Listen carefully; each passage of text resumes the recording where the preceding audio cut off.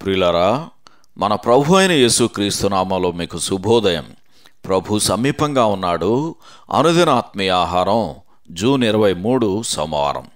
నేటి మన ధ్యాన లేఖనం కీర్తనల గ్రంథం 119వ కీర్తన 83వ వచనం.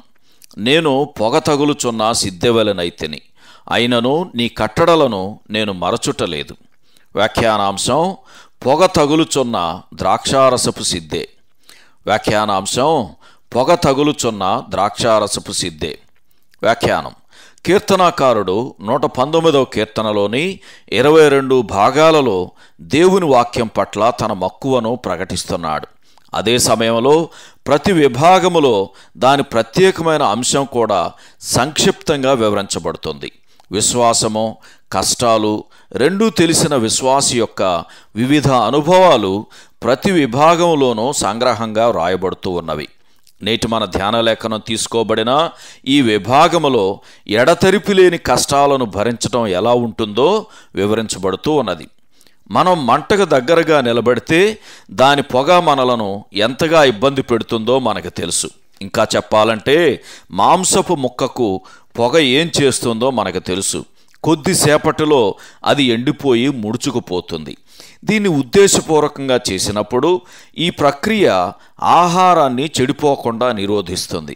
కానీ నేటి మన ధ్యానవచనములోని పొగ తగులుచున్న ద్రాక్షారసపు సిద్ధే అను ఉపమానం వేరే సందర్భాన్ని తెలుపుతుంది. ఆనాటి సీసాలు గాజుతో గాక మేక చర్మంతో లేక ఇతర జంతువుల చర్మంతో తయారు చేసేవారు. ఎలాగంటే చర్మాన్ని కలిపి కుట్టి సంచులుగా తయారు చేసి వాటికి రెసిన్ అనే దట్టమైన పదార్థంతో లోపల పూత పూసేవారు.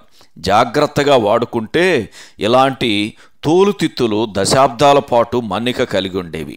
కానీ పొగ తగులుచున్న తోలుతిత్తి పాడైపోతుంది. అది పొడిబారి పెళుసుగా తయారవుతుంది. దాని మృదుత్వాన్ని కోల్పోతుంది.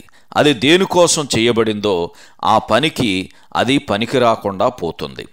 కీర్తనాకారుని సొమ్మసిలిన స్థితిని ఈ పోలిక ఎంత చక్కగా వివరిస్తుంది. కీర్తనాకారుడు ఇదివరకు జీవపటుత్వాన్ని, ఆత్మ సంబంధమైన పటిమను కనుపరిచాడు గనక, నా హృదయమును నీవు విశాలపరచునప్పుడు నేను నీ ఆజ్ఞల మార్గమున పరిగెత్తెదను అని 119వ కీర్తన 32వ వచనంలో అతడు ప్రకటించాడు. అయితే ఇప్పుడు ఈ లోకములో అణిచివేత అనే పొగ తగులుచున్నప్పుడు అతడు సొమ్మసిల్లుచున్నాడు అని 119వ కీర్తన 81వ వచనంలో చదువుతాం. అయితే ఎండిపోయిన తోలుతిత్తులకు వెలుపల భాగంలో బాగా నూనె పూయటం వలన పొడిబారిన వాటిని మరలా మృదుత్వం కలిగించి ఉపయోగములోకి తీసుకురావచ్చని చరిత్ర చెబుతుంది. దేవుడు తన వాక్యములో వాగ్దానం చేసిన వాటన్నిటినీ దేవుని ఆత్మ మన జ్ఞాపకానికి తెచ్చినప్పుడు మనం కూడా నూతన పరచబడగలం.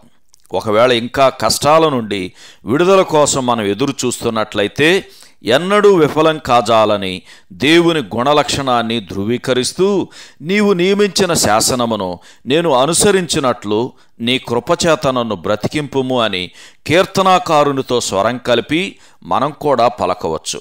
119వ కీర్తన 88వ వచనం చదవండి. సహోదరుడు స్టీఫెన్ క్యాంబెల్ శుభములతో వందనాలు.